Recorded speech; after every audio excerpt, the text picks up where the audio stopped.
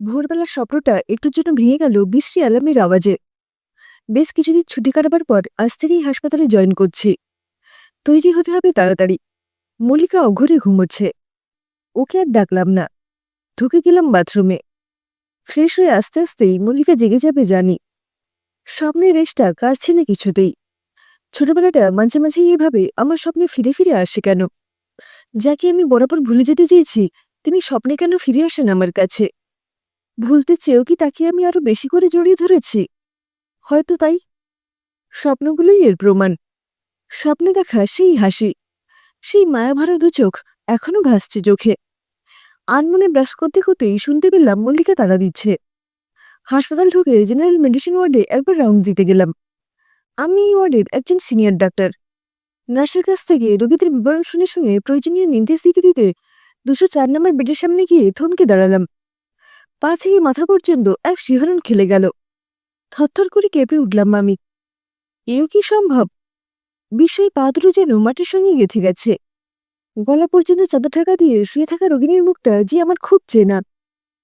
তবে কি ভোরের স্বপ্ন আসলেই সত্যি হয়?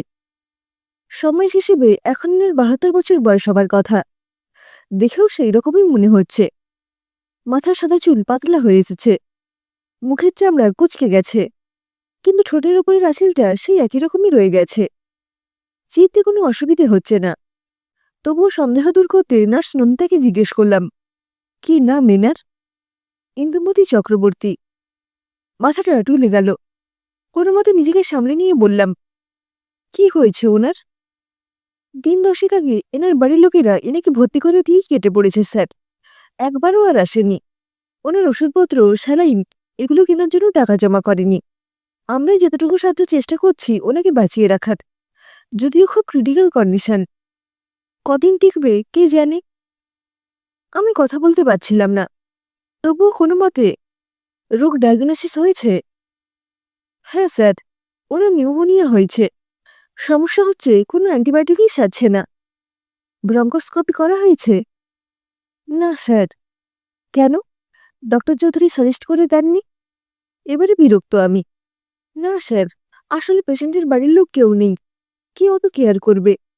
তাই বলে একজন রোগী বিনা চিকিৎসায় মারা যাবে? চিৎকার করি আমি। নন্দিতা অবাক হয়ে তাকায় আমার দিকে। আমি জানি, যদিও এটা সরকারি হাসপাতাল, কিন্তু ব্রঙ্কোস্কোপি করতে আলাদা চার্জ দিতে হয়, টাকা জমা করতে হয়। পেশেন্টের দিকে কেউ নেই, তাই ব্রঙ্কোস্কোপি করানোর কথাও ভাবা হয়নি। ওনাকে যে এখনো বেরিয়ে রাখা হয়েছে, সেটা নিশ্চয়ই নন্দিতাদের জন্যই সম্ভব হয়েছে। লজ্জা পেয়ে গলা নামিয়ে বললাম, সরি, আমি একটু বেশি রিয়াক্ট করে ফেলেছি।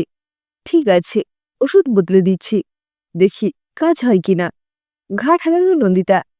ভার মন নিয়ে ফিরে চললাম নিজের চেম্বারে। এমন আশ্চর্য ঘটনা কাউকে বললেও বোধহয় বিশ্বাস করবে না। ওই মুমূর্ষু রোগিনীর প্রতি যুগপৎ ঘৃণা আর ভালোবাসা কাজ করছে আমার মনে। এত যুগ বাদে তাকে এভাবে দেখব কখনো ভাবিনি। বুবুল, চল আজ একটা মুভি দেখে আসি। সত্যি মা? বুবুল খুব খুশি। হ্যাঁ বাবু, এখন তাড়াতাড়ি খেয়ে নাও দেখি। মায়ের কথায় তাড়াতাড়ি খাওয়া শেষ করে বুবুল। দুদিন ধরে যে কি মজা হচ্ছে। প্রতিদিন মা বেড়াতে নিয়ে যাচ্ছে, কত কি খাওয়াচ্ছে। কালও স্কুল থেকে ফিরেই মেলায় গেল। আজ ছুটির দিন, তাই বিকেলে মুভি দেখতে নিয়ে যাবে মা। আনন্দে লাফাতে ইচ্ছে করে বুবুলের। পরদিন সকালে ঘুম থেকে উঠতেই স্কুলের জন্য বুবুলকে রেডি করিয়ে দিল মা। বাসে তুলে দেওয়ার আগে ওকে জড়িয়ে ধরে সে কি আদর মায়ের। বুবুলের খুব লজ্জা করছিল। সে কি ছোট নাকি এখন? ক্লাস 6-এ পড়ে। নিজেকে ছাড়িয়ে নিয়ে বাসে উঠল বুবুল। জানলা দিয়ে মাকে বাই করার জন্য হাত বাড়িয়ে অবাক হয়ে দেখল মা কাঁদছে। বুবুলের দিকে তাকিয়ে মায়ের দু চোখ দিয়ে নেমে আসছে জলের ধারা। যতক্ষণ মাকে দেখা যায়, জানলা দিয়ে মুখ বাড়িয়ে রইল বুবুল। মাও তাকিয়ে রইল বুবুলের দিকে। বিকেলে বাড়ি ফিরে বুবুল দেখল বাবা এসে গেছে, কিন্তু মাথায় হাত দিয়ে সোফায় এভাবে বসে আছে কেন? ঠাম্মা হাউমাউ করে কাঁদছে আর বলছে, হতচ্ছাড়ির মনে এই মতলব ছিল, বুঝিনি তো একটু। আমাদের মুখে কালি লেপে দিয়ে গেল সর্বনাশী। চলে গেল এভাবে, একবারও ছেলেটার কথাও ভাবল না। বুবুল কিছু বুঝতে পারছিল না। কে চলে গেছে, কোথায় গেছে? সে মাকে খুঁজতে গেল, কিন্তু মাকে কোথাও পেল না। মা যেন হারিয়ে গিয়েছিল একেবারে। নিজের চেম্বারে বসে সেই দিনটার কথা ভেবে ছটফট করছিলাম আমি। এক অন্ধ ক্রোধের আগুন পুড়িয়ে দিচ্ছিল আমাকে। মা জানতো চলে যাবে সবাইকে ছেড়ে, তাই সেদিন স্কুলে যাবার সময় আমাকে জড়িয়ে এভাবে আদর করছিল, কাঁদছিল আমার জন্য। এতই যদি কষ্ট হচ্ছিল, তবে চলে গেল কেন মা? এই প্রশ্নটা আজও তাড়া করে আমাকে। উত্তরটা জানতে ইচ্ছে হয়। বড় হয়ে ঠাম্মার কাছেই শুনেছি, মা চিঠি লিখে রেখে গিয়েছিল। বারবার ক্ষমা চেয়ে লেখা সেই চিঠিতে মা জানিয়েছিল কাউকে ভালোবেসেই ঘর ছাড়তে বাধ্য হয়েছে। আমার জানতে ইচ্ছে হয়, মা কি বাবাকে ভালোবাসতো না? আমাকেও না? আমাদের ছেড়ে চলে গেল অন্য কাউকে ভালোবেসে? সেই অন্যজন কি আমাদের থেকেও বেশি ভালোবাসতো মাকে? ঠাম্মা মাকে বরাবর বেহায়া, ঢলানি, আরো কি কি সব বাজে বাজে শব্দে গালাগালি করত। আমার কষ্ট হতো। আমার মায়ের প্রতি রাগে সবকিছু তছনছ করে দিতে ইচ্ছে হতো। বাবা কিন্তু আশ্চর্য রকমের চুপচাপ হয়ে গিয়েছিল। ওই ভয়ঙ্কর দিনগুলোতে আমাকে আঁকড়ে ধরেছিল আরো বেশি করে। তাতেই ভেসে যাইনি আমি। মাথা উঁচু করে দাঁড়িয়েছি অন্ধকার দিনগুলোকে ভুলে গিয়ে। মাকেও ধীরে ধীরে ভুলেই যেতে চেয়েছিলাম, কিন্তু আজ হঠাৎ অতীতের অন্ধকার দিনগুলোকে মনে করিয়ে দিতেই বোধহয় মা এভাবে চোখের সামনে চলে এলো। রাতে বাড়ি ফিরতে মল্লিকা আমার দিকে তাকিয়েই বলে উঠল, কি হয়েছে তোমার? অমন আপসেট দেখাচ্ছে কেন? কিছু না। বাবা কোথায়? ঘরে ঢুকতে ঢুকতে বললাম। প্রাণপণে নিজেকে আড়াল করতে চাইছিলাম আমি। বাবা তো এই সময় ঘুমিয়ে পড়েন, জানো না? তুতুল, তোমার মেয়ে তো কখন ঘুমিয়েছে। কি ব্যাপার বলো তো? অপল তাপল প্রশ্ন করেই চলেছ। কি হয়েছে? মল্লিকা অবাক হয়ে বলল, কিছু না, বললাম তো। অস্বস্তি এড়াতে বাথরুমে ঢুকে গেলাম। মল্লিকা যদিও মায়ের ব্যাপারে সবকিছুই জানে, তবু অতীতের কাদা নতুন করে খুঁড়তে ইচ্ছে করে না আমার। বাবাকেও কিছু বলবো না। এই বাড়ি থেকে যে চলে গেছে, তাকে এই বাড়ির মধ্যে, আমাদের আলোচনার মধ্যেও আর আনতে চাই না আমি। রাতে মল্লিকার পাশে শুয়ে নির্ঘুম রাত কাটাতে কাটাতে হঠাৎ আমার মনে হলো, এই মহিলাকে বাঁচাতেই হবে, কারণ কিছু প্রশ্নের উত্তর আমাকে পেতেই হবে। আর এই উত্তরগুলো তার কাছেই পাওয়া যাবে। পরদিন হাসপাতালে গিয়ে তার ব্রঙ্কোস্কোপির জন্য টাকা জমা করলাম।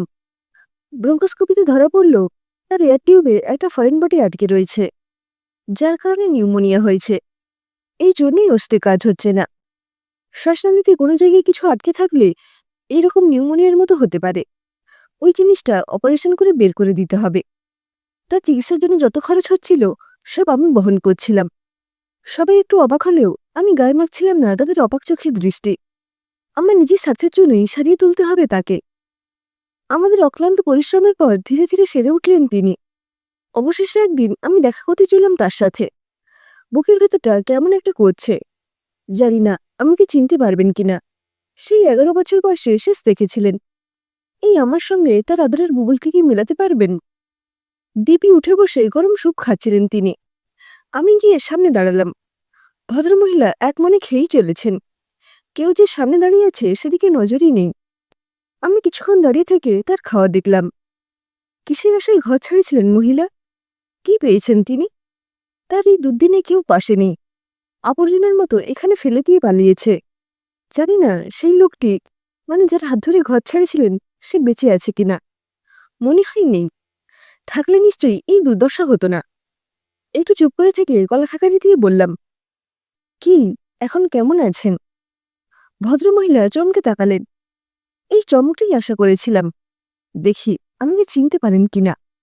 কিন্তু এরপরে যেটা হলো সেটার জন্য আমি প্রস্তুত ছিলাম না মোটেই। তিনি আমার দিকে তাকিয়ে একগাল হাসলেন। অমল, এসেছিস? চল, আমাকে বাড়ি নিয়ে চল। এখানে আর ভালো লাগছে না।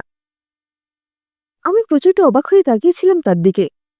নার্স নদিতা পাশেই দাঁড়িয়েছিল। সে বলল, আপনাকে মনে হয় ওনার ছেলে বলে ভুল করছেন। বাড়ির লোকেরা বলছিল আলজাইমার্স আছে ওনার। কাউকেই চিনতে পারেন না আর, তাই বোধহয় ফেলে দিয়ে পালালো। ঝামেলা ঘাট থেকে নামালো আর কি। কারা এসেছিল ওনাকে ভর্তি করতে? ওনার 2 ছেলেই মনে হলো। ভর্তি করিয়ে দিয়েই সেই যে পালালো, আর তো ফিরে আসেনি।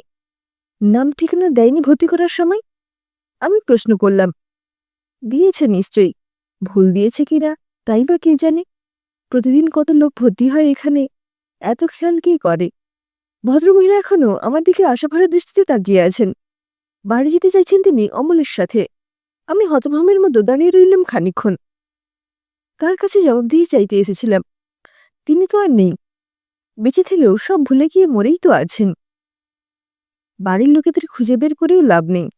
তারা আবার অন্য কোথাও ফেলে দিয়ে যাবে। এর চেয়ে কিছুদিন এখানেই থাকুন। তারপর কোনো ভালো হোমে পাঠিয়ে দেবার ব্যবস্থা করব আমি। বুড়ো মানুষটাকে বললাম। চোখের জল লুকোতে তাড়াতাড়ি ফিরে চললাম নিজের চেম্বারে। চিৎকার করে কাঁদতে ইচ্ছে করছে আমার। সেই দিনের মতো, যেদিন প্রথমবার আমাকে ছেড়ে চলে গিয়েছিল মা। তবু এতদিন আমার বিশ্বাস ছিল মায়ের মনে বেঁচে আছি আমি। কিন্তু তিনি তো সব ভুলে গেছেন। মায়ের মন থেকে মুছে গেছে বুবুল। আজ দ্বিতীয়বার মাতৃহারা হলাম আমি। কিন্তু সেই শোক প্রকাশ করারও অধিকার নেই আমার। সবার থেকে লুকিয়ে, সবার চোখের আড়ালে এবার শোক পালন করতে হবে আমাকে বা বুবুলকে।